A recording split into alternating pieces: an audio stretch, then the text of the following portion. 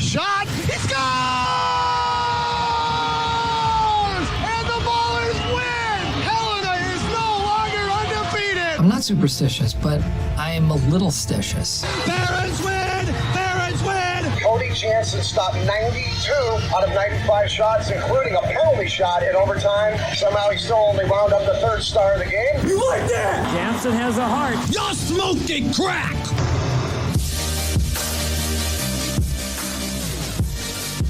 It's a Tuesday, and there's nothing short of NHL news to talk about. It's World Hockey Report presented by Lordco Auto Parts, the official auto parts retailer of Hockey Canada and Team Canada. New store opening up in Edmonton this week.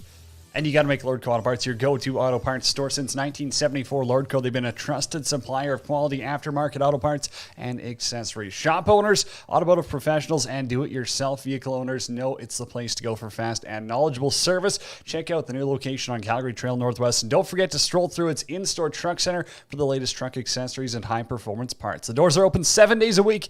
View store hours and services at lordco.com. It's Cody Jansen joining you live from the Pro Rock Broadcast Studios today, beautiful Alberta. Follow me on Twitter at Janner31 _ the show at World Hockey RPT. A lot to talk about. It's game day. Oilers Stars. We got comments from Zach Hyman, from Dave Tippett. We'll get to those in the middle segment. We got Elena Mills coming up here. Check Hockey Star. Later on, she's gracious enough to give us some of her time here. I know she's busy skating. They qualified for the Olympics. We'll get some good stories, talk about her hockey journey. That's coming up in, let's say, 40 minutes time. But right now, we'll snap it over to Saskatchewan. Adam Ermintrout is joining the show. How's things going today? It's good. Nice day in Saskatchewan. Might have to hit up the Rough Riders playoff game on Sunday. Big one. Big one for the Riders. They're kind of struggling, though, eh? Like, it hasn't been a perfect start or a perfect finish to the season for them, and the Stamps have been the best team in the second half.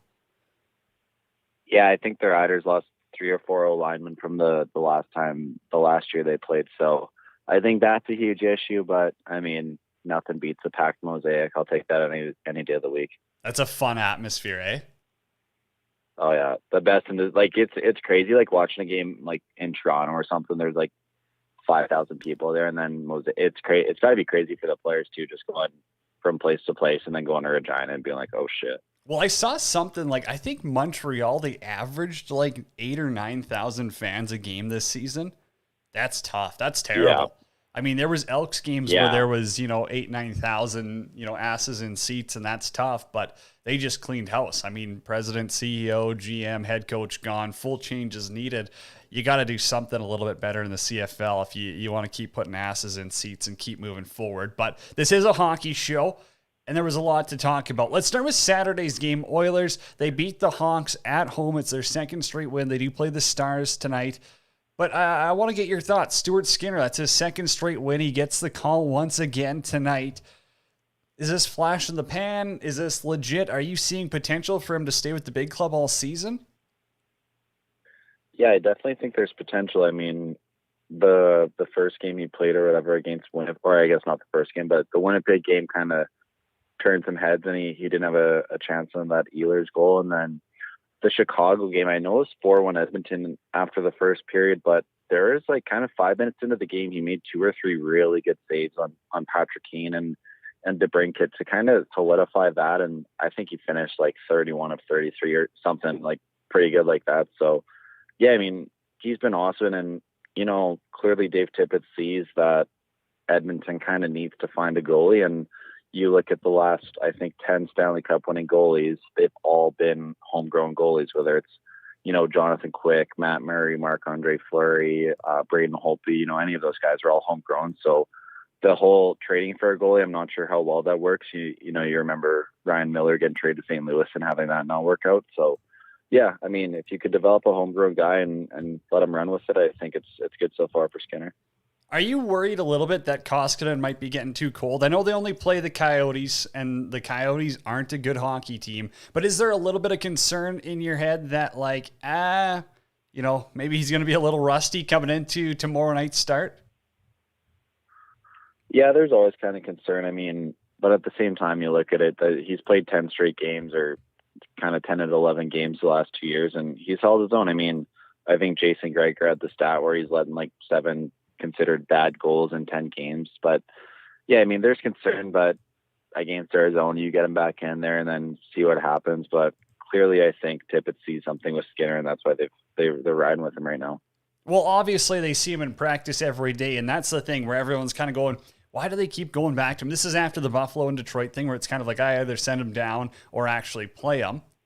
And clearly they see him in practice enough where they're like, hey, this guy's pretty legit. Let's keep giving him opportunities because he is our best goalie on the team right now. So it is nice to see. What was your thoughts on Philip Broberg? He makes his NHL debut on the back end. I thought he paired up pretty nicely. They have to, with Cuckoo out, with Nurse out, you kind of got to shuffle the lines a bit, so you got to break up that CC Keith pairing. But what was your thoughts on Philip Broberg's debut? Yeah, I thought it was good. I mean, kind of a safe first game, whatever you want to call it, but that's kind of what he needed to do. And you could kind of see him get a little more comfortable. I mean, he did get an assist on the one, I think it was a McLeod goal where he made a nice play down low. But yeah, I mean, he kind of started to get more comfortable. I think at the start of the third, he started rushing the puck a bit more and kind of taking more chances. But yeah, really good. And eventually they just got to take it off him. He's probably the best skater on that back end right now. So eventually I think they're going to have to let him rush the puck and kind of show what he's got instead of just being kind of a placeholder, I guess. There's that old saying, it's like, don't just wear the jersey, go out and own it or something like that. So that's for him. Just cliche showing up today on a Tuesday on World Hockey Report. Hey, were you a little surprised? And be honest, Duncan Keith, he plays 25 minutes. He leads the team. Were you surprised a little bit that he was able to take on that role? No, not really. I mean, he's kind of had that role his whole life. I mean, I think he's probably one of those veteran guys who you look at the 25 minutes and it's like, okay. And I heard Mike Stothers talking about this the other day with Cam Fowler, where it's just efficiency, right? Where they're not, the 25 minutes are not difficult, hard minutes. If they have a chance to jump in, they'll jump in. But if they have a chance to conserve energy and say, look, I'm playing 25, 26 minutes night tonight, then that's a lot easier for a veteran guy like Keith to do than, maybe a rookie like Broberg or something like that. And people do forget that he led Chicago in ice time for the past however many years. Like, 16 years, I think. Was it that many? Jeez, I didn't have the number on the top of my head, so I wasn't going to throw anything out there. But, it's not like he hasn't done that for 5 years. No, it was last season. He was leading the team in ice time. You don't just lose that over a shortened off season. This guy's still a beast. He's still in great physical condition. And speaking of condition, the Mike Smith going week to week, how concerning is that from a fan's perspective, Adam, knowing that this went from day to day, maybe a little tweak to week at best now per Dave Tippett? Yeah. Well, it'd be a lot more concerning if Skinner wasn't playing the way he was throughout his first couple of games. But yeah, and I saw a weird quote yesterday. It was like, Smith still hurt. It only hurts him in certain positions. He probably won't get surgery, which everyone's like, that sounds like a sports hernia. And if we're talking about that tweet from some BC former radio host, which we won't be mentioning, I think we got to pump the brakes here. Hey, there ain't no inside sources giving him anything. Yeah. Yeah. I mean, that's kind of what it is, right? I mean, we could tweet, yeah, here Mike Smith will be out the next week to week. Well, is that 1 week? Is that 4 weeks? I mean, you don't know. Like any injury, right? It hurts in sometimes it doesn't hurt others. But yeah, I don't think it's overly concerning. I mean, for the D though, I think it kind of sucks. You have a guy who's like a third defenseman out for that long. I think it maybe beats up your D a little bit more. So let's move over to Chicago now, and I think there's some interesting topics. Obviously, Seth Jones had a terrible first period, and Caleb Jones, I think his one bright spot, from my opinion, was his 4-minute and 55-second shift. Like, that's crazy. You got to tip your hat to that. But other than that, and I mean, if you're a calculator kid, turn it off right now. I see nothing special in Caleb Jones. Am I wrong here? Like, I think he's probably, their 5th, 6th best defenseman on Chicago right now, and he wouldn't crack the top 6 on the Oilers defense right now. Like, I would take Chris Russell or Slater Cuckoo over Caleb Jones in a heartbeat. Yeah. Well, I mean, you look at last year in Edmonton, they had Nurse on their left side, and then it was Cuckoo, Ladgerson. They didn't really have much because Clefbaum was out kind of right before the season. They figured that out, so they didn't really have a replacement. And there is ample opportunity for Caleb Jones to grab a lefty spot in Edmonton, and he just didn't. Like, I mean, and I don't think that's a fault because he played bad. I just don't think that that's ever going to be his game to be a top 4 can't miss guy. I mean, going back to Portland, he never hit 10 goals in a season, which I think if you're basing junior players off their points, I think 10 goals would be a threshold for the defenseman. And for Caleb Jones too, he never hit 30 points in the AHL where he was really dominating. I think he was steady in the AHL. They called him up out of a need, and he came up and was steady in the fine in the NHL. But I think you kind of see him as a depth defenseman and nothing more. Where if you have to include him in a Duncan Keith trade to make your team better, you're going to do it. Where those guys kind of grow on trees, and like you said, the Oilers brought in Slater Cuckoo on a PTO, and he outplayed him. So I think that's kind of, those guys grow on trees, I guess I'd say. Yeah, if you're not scoring 10 in the Western League, I don't care if you're a D-man or not. We know the league well enough. There's some pretty suspect goaltenders in the league that you're facing when you're going season after season. So, yeah, the offense clearly isn't going to be there. And if you're going to be a 5'6" D-man, I'm sorry, but you still got to be tough. You got to be hard to play against defensively. You got to be a pain in the ass. I'm not saying everyone can be a Luke Shen, a Zach Bogosian type of defenseman, but that's what you want out of your number 5 and 6 guys. Am I wrong? No, and I mean, I think that's a great way to put it. We can kind of compare this to Ford, where in that Leafs documentary, Sheldon Keefe told Jimmy Vesey, he goes, it's very vanilla. Like, I don't know what type of player you are, and you kind of have to figure that out. Where, and Caleb Jones, case, he's a good skater, but after that, it's okay. He's not dynamic offensively. He's not really hard to play against defensively. He's not going to be on the power play. You kind of gotta say, okay, what am I going to do to stick in the league? Am I gonna?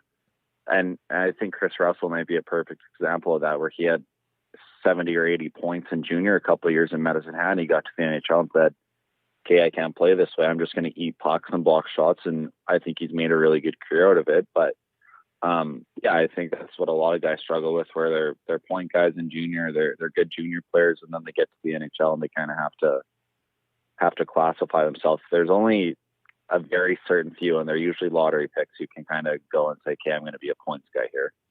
Couldn't have said that any better. All right, a couple of fun topics here before we get to the Calgary Flames. How bad are those New Jersey Devils jerseys that are black and white and just say Jersey on the front? And I guess Marty Brodeur designed them too.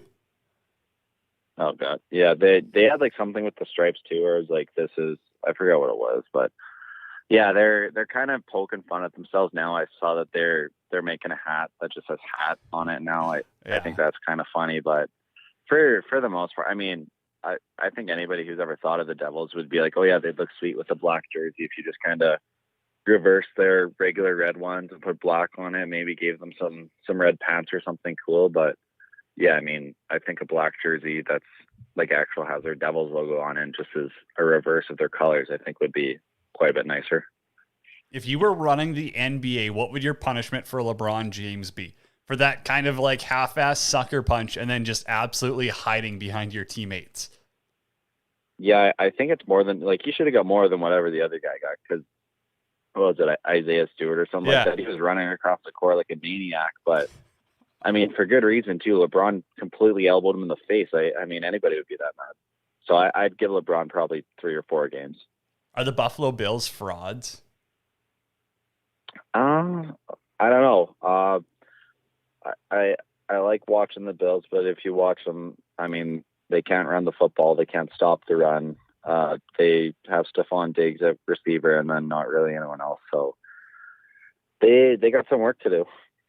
Now, I know these are different situations, and I probably shouldn't be joking about it, but Matt Nagy, he's almost getting Joel Quenneville here, where it's like, why is he coaching? He's going to be gone the day after. This doesn't make any sense. If you're a Bears fan, why would you even let Nagy call plays? He hasn't been able to win in big games. His defense is not where it needs to be. Their play calling isn't where it needs to be. They're not doing Justin Fields any favors. So they're going to give him a Thanksgiving game against Detroit as a goodbye gift where it should be an easy win. I don't even understand. Yeah, well, I remember there's this video because he was the offensive coordinator in Kansas City, and there's this video like the year after he left where Tyreek Hill like got a touchdown. He's like, man, this offense is way easier and more common than whatever we were doing last year, something like that. So, yeah, it's pretty funny. Mike says LeBron tried to help Isaiah Stewart up, and then Stewart acted like a thug. That's one side of the story. Also, he wants your thoughts on NHL 22. Terrible. It's awful. It's really laggy.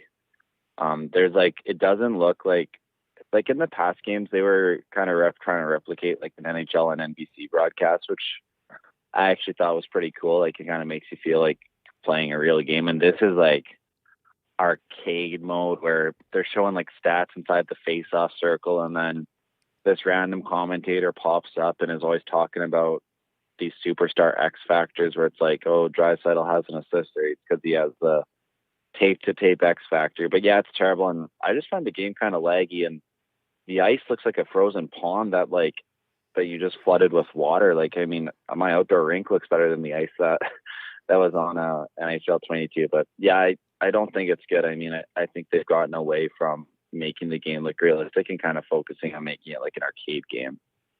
Interesting take. I guess we'll see what Mike has to say about that. I think he's a little bit more of a fan, but again, maybe the laggy internet's just an Urban Trout family problem. It's just offline stuff, and somebody refuted that and said, "Oh, with the newer consoles, it's good." But I mean, What console are you playing on then?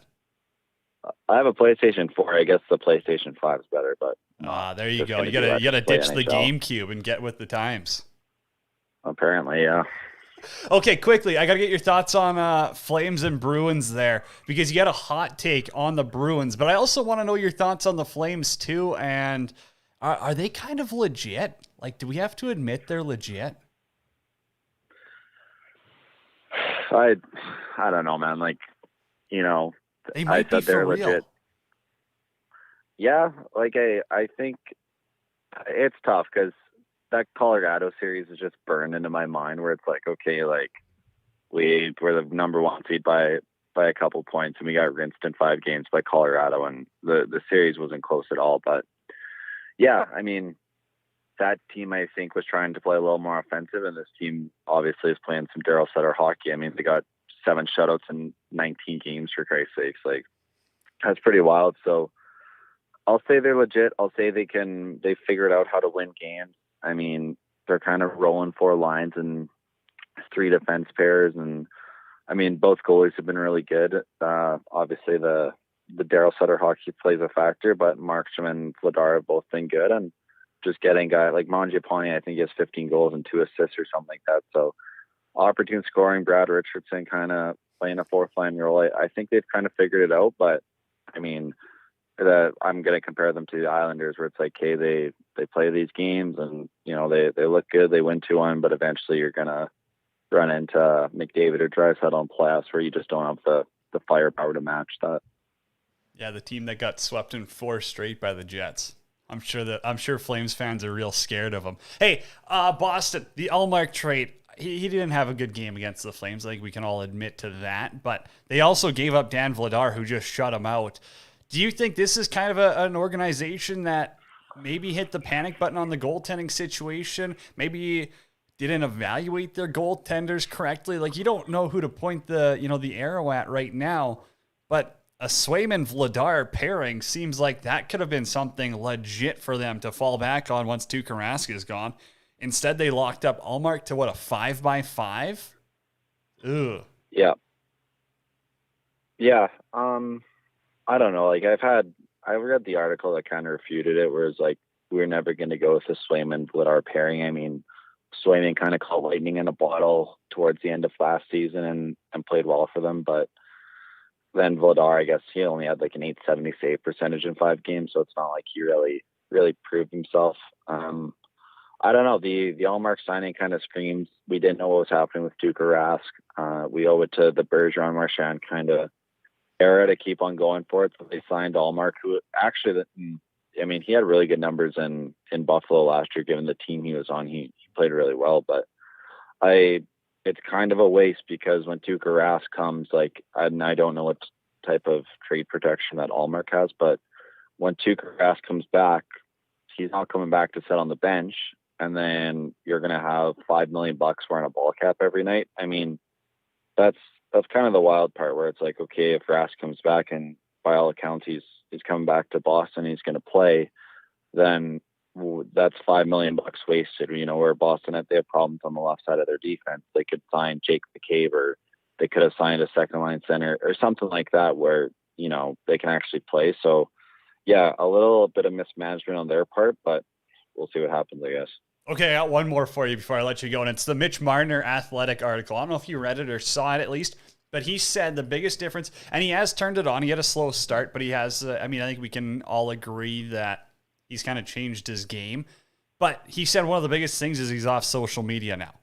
Do you think that actually impacts some of these kids? Because I honestly do. I think our generation, we're so focused on social media. They're always on there. They're always worried about what other people think. You know, we live in this era where, you know, our self-conscience kind of takes over. And I fully believe a guy like Mitch Marner, who kind of says, hey, maybe I was struggling because I was too worried about, you know, what people with one follower on Twitter were saying about me.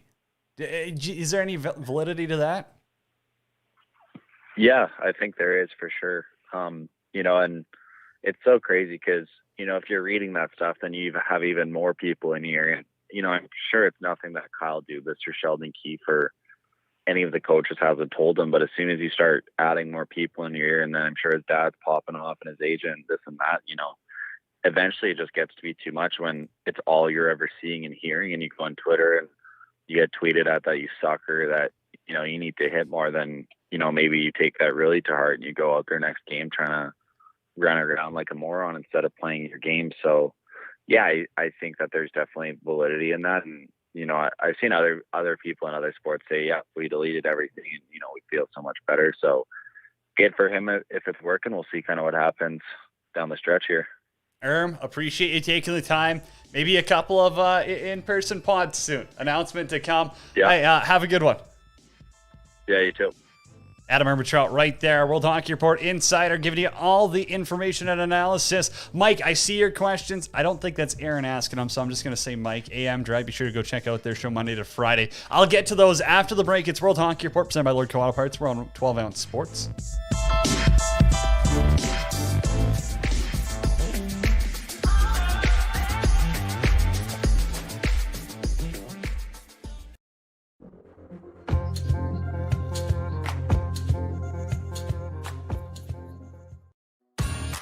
World Hockey Report is partnering with Sports Travel Tours to bring you some incredible trips to watch hockey around the world. Sports Travel Tours has been creating hockey trips and tours since 1998. They've sent customers to the Winter Olympics, World Championships, every team in the NHL, as well as the KHL in Russia. And now, for the first time, they've been appointed official tour supplier to the Spengler Cup in Switzerland. As you all know, the Spengler Cup is the world's oldest invitational hockey tournament, set in the stunning mountains of Davos. It's also the best way to spend the time in between Christmas and New Year's. So, cheer on Team Canada in Davos this year with Sports Travel Tours exclusive packages. For information and to book, go to sportstraveltours.com. That's sportstraveltours.com and sign up to get exclusive discounts and trip priority.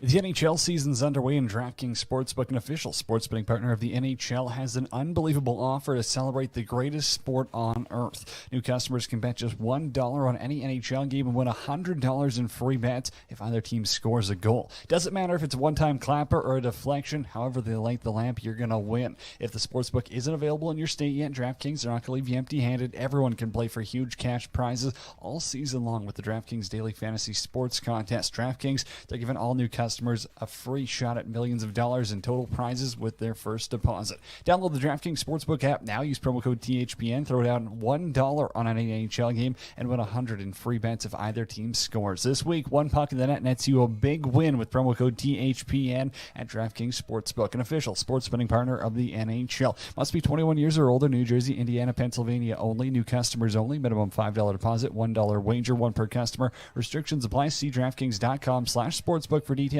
Gambling problem? Call 1-800-GAMBLER.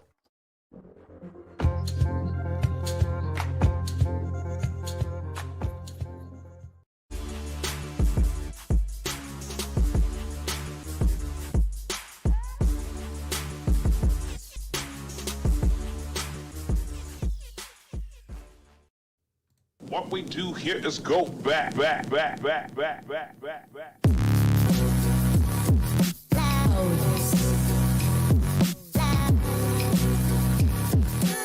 Hey, it's World Hockey Report. Cody Jansen coming to you live from the Pro Rock Broadcast Studios. World Hockey Report, we're presented by Lordco Auto Parts. Visit Lordco's in-store truck centers at select locations today. Oilers Stars preview. Get him in. Mike's in the chat early. Says 4-3 for the Stars. He's betting against Stuart Skinner. Do we like it? Do we want to fade him? Follow him? Well, whatever you're thinking, let us know. Mike also had a couple of questions. Thoughts on the New York Islanders' new arena. 10 years in the making for UBS Arena Stadium. It looks beautiful, and I'm just glad they're out of that dump in Brooklyn. Or wherever, I think it was Brooklyn. I'm very confident it was Brooklyn, where they were playing out of the basketball stadium, where you couldn't even see the net from certain places. It was a joke. And also, their old Coliseum, it's just too small. It kind of, there's nothing good about it. I don't know. You got something good to say about the Coliseum? Other than that, in playoffs, it was rocking. Other than that, it was old. It was outdated. There was always complaints about it. Other than the in-game atmosphere during playoffs was electric. NHL 22 just froze on my first preseason game. LMAO.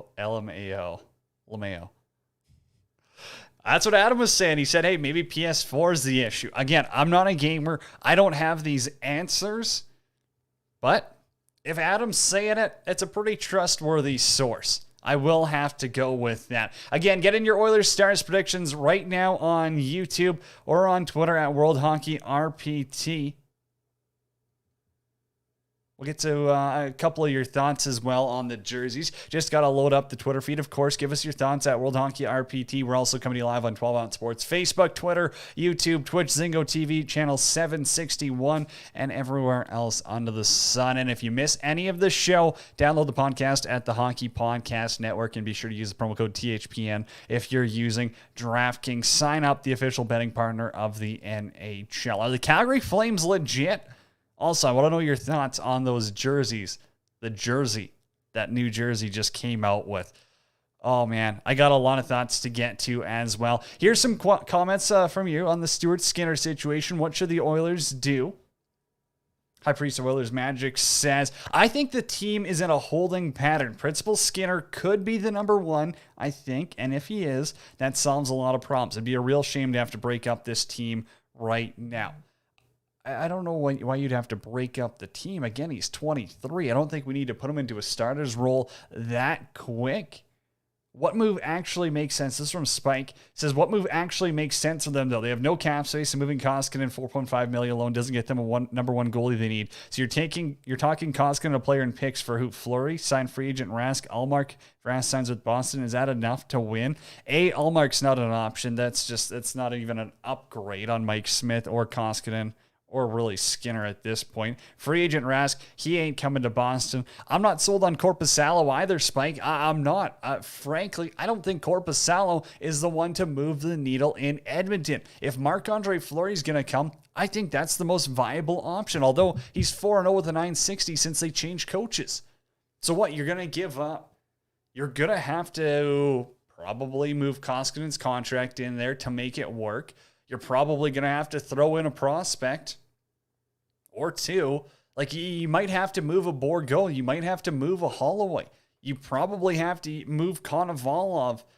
I don't think you move Skinner for him, especially after how he's performed. But again, and likely a first rounder. So you're talking a very hefty package. Maybe it is even that they take on a Chris Russell contract and you throw in an extra $1 million to say, hey, maybe we've got 2 years of Marc-Andre Fleury and we're going all in. Do you push the chips? Is that what you do? I don't know. High Priest says also Smith ain't coming back. I don't know. I think Smith will be back. I do. I don't believe the rumors. I don't, I'll believe that he is going to need surgery when I actually see it or hear it, but I'm around the team enough to know that I think that the person who's tweeting this out ain't the most reliable source in the world. We'll leave it at that. I also asked, who do you think's got the worst jerseys? May not be the worst, but the Anaheim Ducks are the least favorite. Vito says Winnipeg, Anaheim, New Jersey, and San Jose. That's 4, not 1. Aiden says Nashville. Chris says the Oilers, blue jerseys. Man, I like the blue a lot more than the orange. Definitely love the whites, though. I do agree with that. Will the Butcher says Devils. He seems like he's a Devils fan, too. Jarrett says the Christmas Wild. Boom, roasted.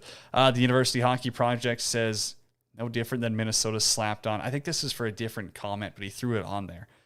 Sean says the Ducks. Oil City says Winnipeg. They're too boring. Gary says Anaheim. Okay, I'm seeing the messages blow up here.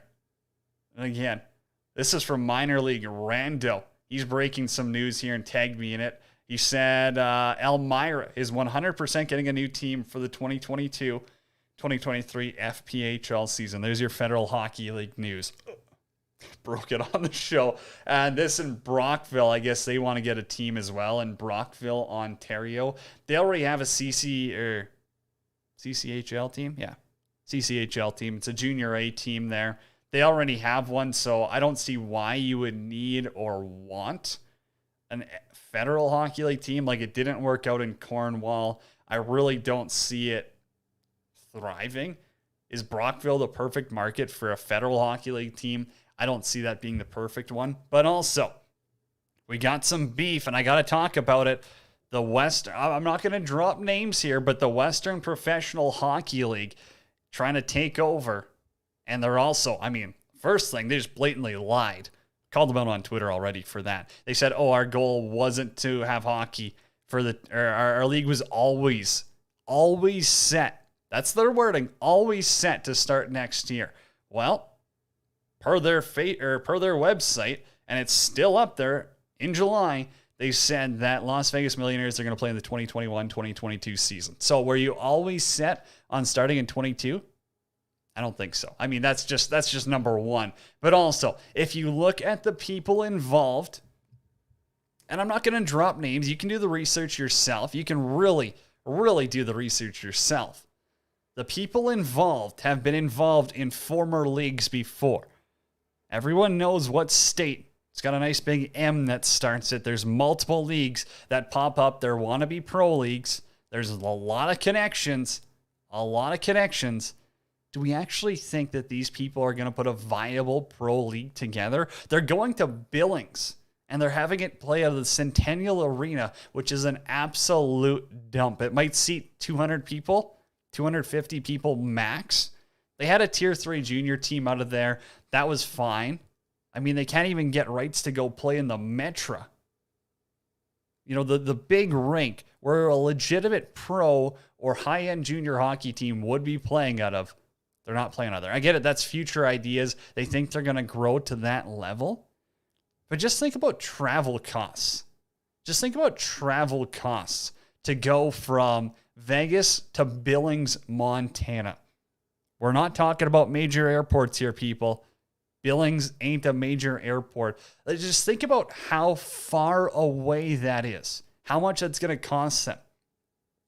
and they're playing out of a 250-seat arena. I know they got other, ideas. They've got other teams coming along, but if you want to talk about being a professional hockey league, I expect it to be run professional, and maybe I'll eat my words. I'd be happy to eat my words on this one because Montana is an awesome hockey state, and it doesn't need to get screwed around by people who have these huge dreams and zero planning skills. That's my issue, is that Montana, Wyoming, they could have their own professional hockey league, and it would be a successful one if the right people were involved. That's where we'll leave that out. Mike says the Savannah Ghost Pirate Stadium seats 9,500. Also going to host basketball games there. Exactly, Mike. That's the thing, is they're playing in a legitimate pro league, the East Coast Hockey League. I mean, they could easily have an SPHL team there if they wanted, but instead they got into the ECHL. That's awesome. There's a lot of travel, but they've got a great facility for it. They've got a great hockey base because they've had the Savannah Hockey Classic there for so long, which is one of the best, events in all of the ACHA. And now they're bringing a pro team in there. It's going to be successful. I have no doubt in my mind that Savannah is a legitimate Southern hockey market. So I'm looking forward to it. I am. But good planning went into it. People did their research, their due diligence, and that's where I think we're missing right now on this Western Pro League. Because where are your other franchises? Are they just going to throw them anywhere where someone says, hey, I think I can scrounge up $200,000 and put together a team? I don't know.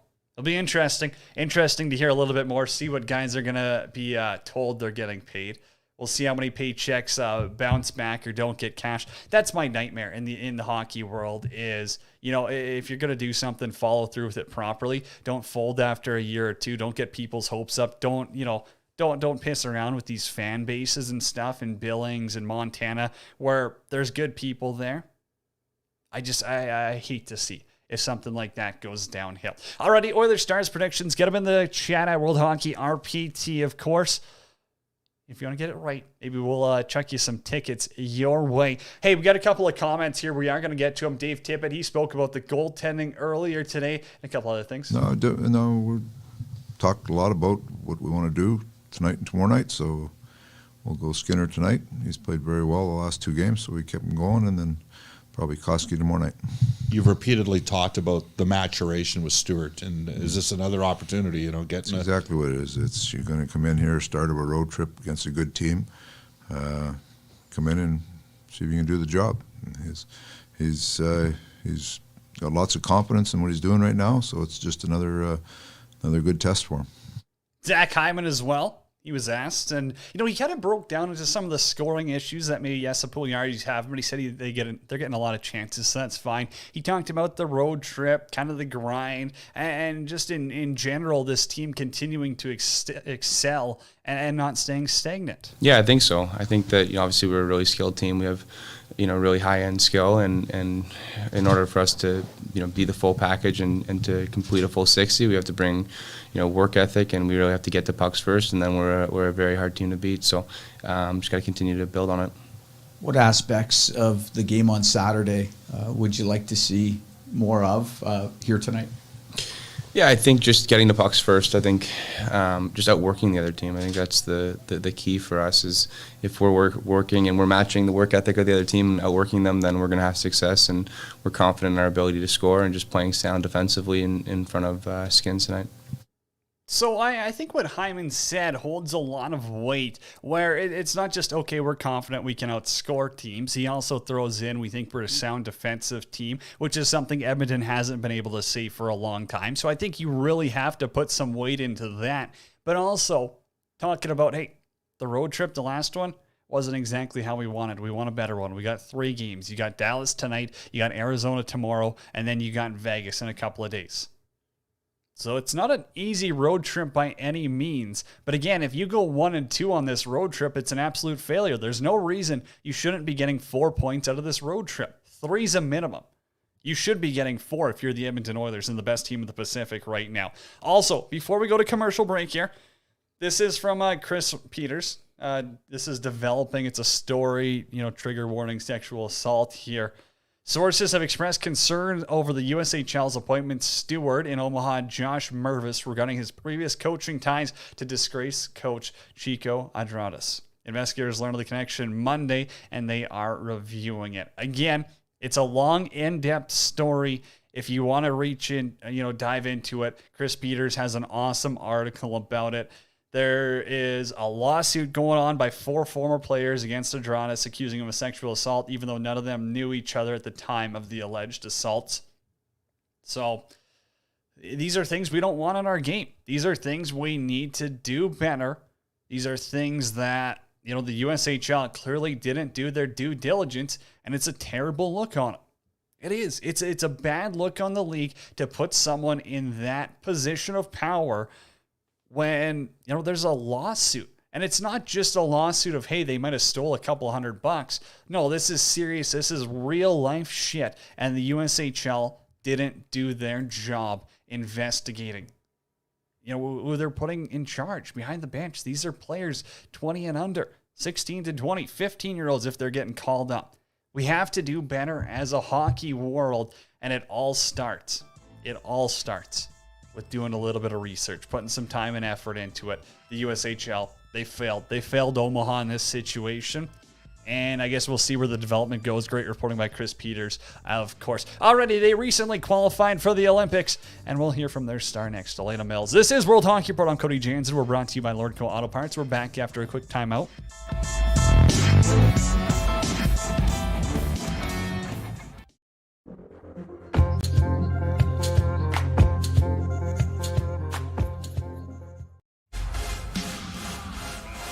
Follow Team Canada with Sports Travel Tours in their bid to win back-to-back World Championships. Canada will play all their games in beautiful Helsinki, Finland, and will face Switzerland, Germany, and Russia. Sports Travel Tour packages includes a fantastic hotel, all transfers, amazing game tickets, a tour host, as well as a pre-game party. Check out the official World Championship packages at sportstraveltours.com.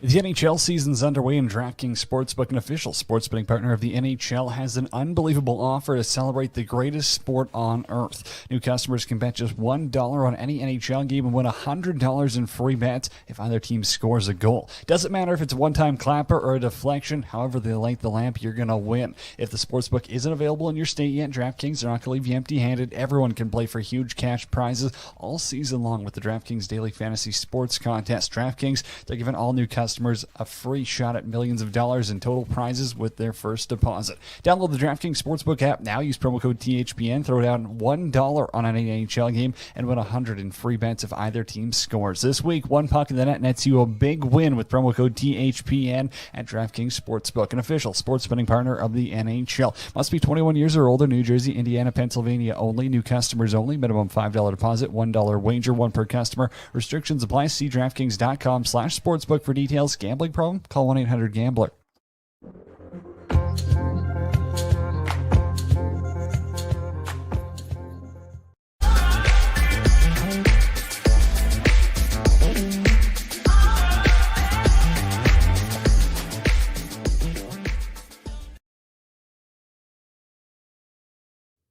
What we do here is go back.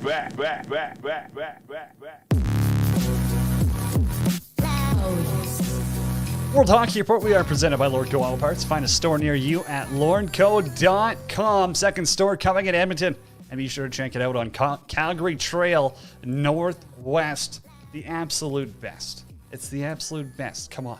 You already know that. Lordco Auto Parts. Hey, let's snap it overseas now. Elena Mills joins us, Czech national team captain on the line. Hey, Elena, has it worn off yet that you've qualified for the Olympics, or are you still buzzing about that? I'm definitely still buzzing about that just because women's hockey isn't that big in the Czech Republic, and now still have a lot of unanswered messages on WhatsApp or Messenger and whatnot. So I'm definitely enjoying it and still kind of riding the high wave of excitement.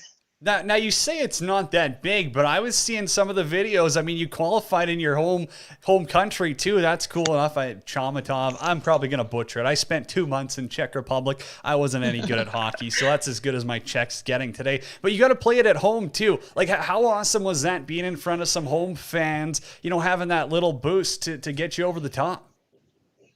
Oh yeah, the fans were awesome. Like we finished last game, they were still standing there for 10 or 15 minutes and celebrating with us, cheering us on. So that definitely helped. And like I mentioned, it's probably one of the biggest events that we've had in Czech Republic for the women's game. So yeah, huge thanks to the fans.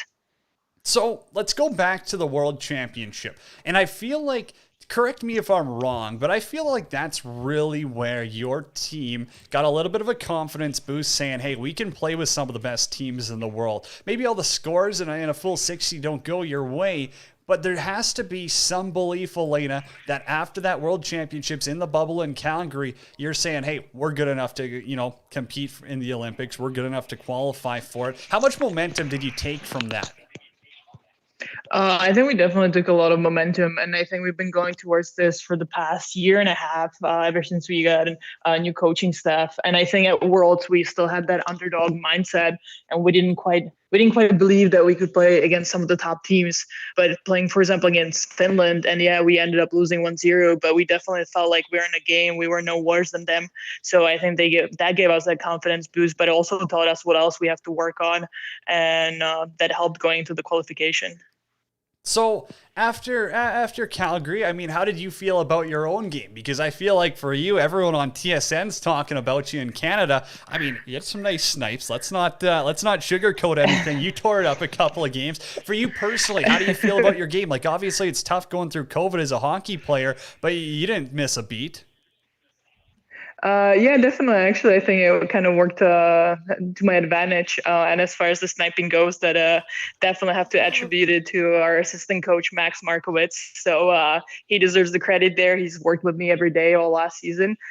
So that's helped a lot. And then with things being canceled initially as far as Worlds go, that helped me to get in touch with a new strength and conditioning coach. So like, honestly, I'm getting older, but I'm feeling better on the ice. So all of those bad things related to COVID kind of helped me to meet the right people and get better at hockey. So let's talk about your career. How did you get a hockey stick in your hand? What, obviously Czech's a huge hockey country, but who was it who got you involved in the game? I think accidentally my parents, it wasn't their intention. They just wanted to teach me how to skate. And I actually ended up stealing the hockey stick from my brother, who's 3 years older than me. So I was very stubborn ever since I was a young kid and just kind of cried because I wanted to play and my parents wouldn't let me play. And then eventually they got me my own gear and I stuck with the game, and then they supported me as well. So what brought you over to the States then, where you played prep school at SEM? Like, what was, I guess, kind of what was the reasoning for it? Was it just more development? Did your parents move over, or how did that go? My parents definitely didn't move over. They stayed in Czech, and it was always my dream when I was a little kid, knowing that U.S. and Canada are ahead in the women's game. And obviously, I watched the NHL, and being a little kid, I had no idea that I would never play there as a girl. So it was my dream to come to America, play hockey, play one of the best hockey that I can play. So it was just like my dream. That again, I ended up getting lucky meeting the right people who directed me towards SEM, and that was one of the best 4 years of my life. I know people say that's college, but for me that was definitely high school at SEM. So obviously you're a genius if you go to an Ivy League school like Brown, but like, how smart are you? Like, what did you major in? What's the education right now? I mean, I'm definitely not that smart because I definitely haven't touched anything academic ever since then. I majored in international relations, but yeah, I was undecided for a long time. I was in commerce, organizations, and entrepreneurship for up until my junior year, so basically 2 years. And yeah, I wouldn't say I'm that smart. Okay, I'll disagree with that, but I like your humility. Now, what took you over to Russia? Was it just money that you're kind of like, hey, they're throwing around good money? It's going to be a lot more than if you stay in North America and, play in the NWHL or CWHL, whatever league was around at the time when you graduated. Was it a money thing? Was it something you kind of always wanted to go to Russia, or what? No, actually quite the opposite, coming from the Czech Republic and, Czech being occupied by the Soviet Union back in the day. There's not much positive things going around about Russia. Fair. So it wasn't my dream. It was, again, a little bit of luck. But after spending 8 years in the States, I was like, oh, I know English. What else can I learn? And, back then there was the CWHL, but it was still developing, and I didn't feel like it was the right path, because a lot of times it would just be practices twice a week, and I wanted to continue in that college scheme where you're practicing 4 or 5 times a week, playing 2 games every week. And back then the only opportunity was Russia. I was looking at Finland back then too, and then new team opened up in St. Petersburg. I got an email, and I was just like, well, in college I always complain about, I have to do school, I have to work, I had a job on the side, I have to do hockey. It feels like I'm having 3 jobs at once. So I wanted to have that opportunity of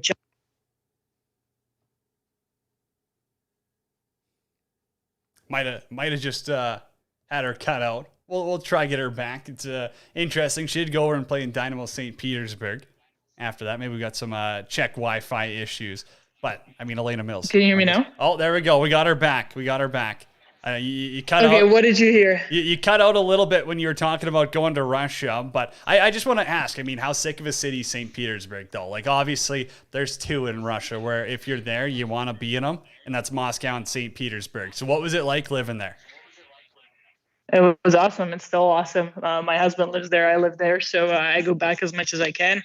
I'd definitely Moscow, go to St. Petersburg. Really? Recommended for everyone. So yeah, it's way better than Moscow. Okay. So we're getting some mixed stories here from former guests of the show. Some saying St. Petersburg is a little overrated, but you're telling me that Moscow avoided at all costs. Maybe not avoid, but definitely go to St. Petersburg if you have to choose one. Hey, obviously, going and playing in China for a little bit, that must have been an experience. But what was it like? Was it a money thing that sucked you there? I know that there's a couple of owners of hockey clubs in China that have B's in front of their net worth. So was it just a money thing for you going from UFA? No, it ended up being a hockey development. I knew the coaches there. So again, it was, hey, I'm getting older. It's maybe my last chance to get a shot at the Olympics. I want to be as well prepared as I can be. I'm not gonna lie, the team is well supported, and the team gets, as far as I could put, a lot of things that other women's teams don't. But for me, the main focus was hockey development because I knew the coaches could help me to get to the next level. Well supported, aka a nice way to say you're getting paid a hell of a lot more than if you were sticking it out in the CWHL or the NWHL. Hey, I mean, you're a Russian League legend there. You're all over Twitter about your performances at the All-Star game, and if people haven't seen it, we'll tweet it out from the main account at World Hockey RPT. But you dressed up as Jaromir Jagr, a Czech legend, of course, at the All-Star game in the shootout. Like, where does that come from? Are you thinking of that like the day before, or are you kind of like, hey, if I ever get here, I'm going to do something crazy that people are going to remember me for? It actually came from my husband as a joke when we're discussing that I am the oldest player on the women's team and he's the oldest player on the men's team. And actually it turned out that it was like a big anniversary and he was supposed to be there because there used to be a Jagr's division or Jagr's team for the All-Star game a few years ago. So the All-Star organizers were really excited about it because kind of went along with the theme again by accident. And it started as a joke. And I know he played in KHL and he did a great job. So kind of a tribute to him for his playing career. Okay, I got one last one for you. I mean, the stories have been incredible, Elena. We appreciate you taking the time, but I gotta ask, and I know the Olympics are coming up, so I'm sure that it didn't go on a 2-week bender or anything, but you had to have had some fun after qualifying for the Olympics in your home country. Like, were you guys treated like royals or what? Like, no chance you paid for a pivo for a week? I wish. We had a cup of after the game. Most of our celebration happened right after because it is the middle of the season for a lot of girls, so they headed right back to their clubs. Some of them actually in the middle of the night, some of them in the morning, some of them next day. So the celebration was cut short. As I mentioned before, it wasn't necessarily just about the pivot, but it was about the attention that now a lot of the players are getting and women's hockey is getting in Czech, which is the great part about it too. So do you think there'll ever be, a competitive Czech league that starts up? I know you're playing in Finland now, and women's leagues, it's tough to, compete with the SDHL and what the Russian women's league is doing. But do you ever think that there's going to be a market for a Czech women's league or no? I think that's a long way to go. Yeah. I hope so. But I think it's going to take a long time to develop that league. Hey, that's fair. It's interesting to watch the market. I mean, we both know Nick, and he's got his hands on everything. The guy's a genius hockey-wise, but it's interesting to see where like the EWHL is going. It's interesting to see how Austria kind of, they're pitching in some teams. I'd be surprised if Prague couldn't support it, but again, you'd have to get the rich folks over at Sparta to kind of open up their wallets once or twice to support something other than their men's team that can't win anything, but...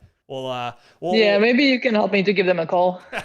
Oh, I'm sure they're gonna love my word for my one game in Most and my quick stop in Cheskalipa. I'm sure they're gonna love that.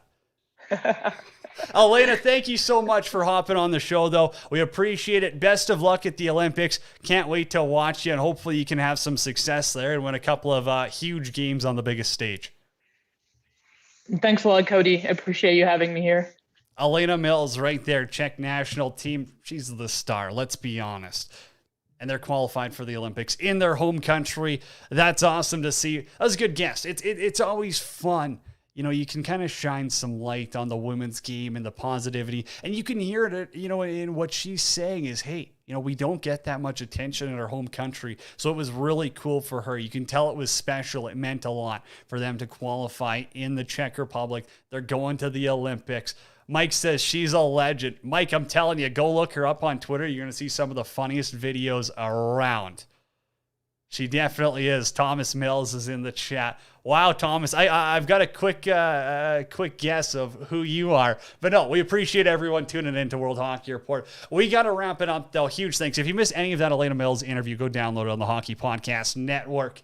Please do. And use promo code THPN if you're going on DraftKings. Lordco Auto Parts, they are the presenting sponsor of this show, as you already know. It's time to wrap it up. World Hockey RPT, we're presented by Lordco Auto Parts. And have you ever been to Finland? Well, you should go. The 2022 World Championships are there, and the great people at Sports Travel Tours want you to experience it as well. Check out all the available packages at sportstraveltours.com. Cody Jansen from the Pro Rock Broadcast Studios. We're going to be back to talk to you tomorrow.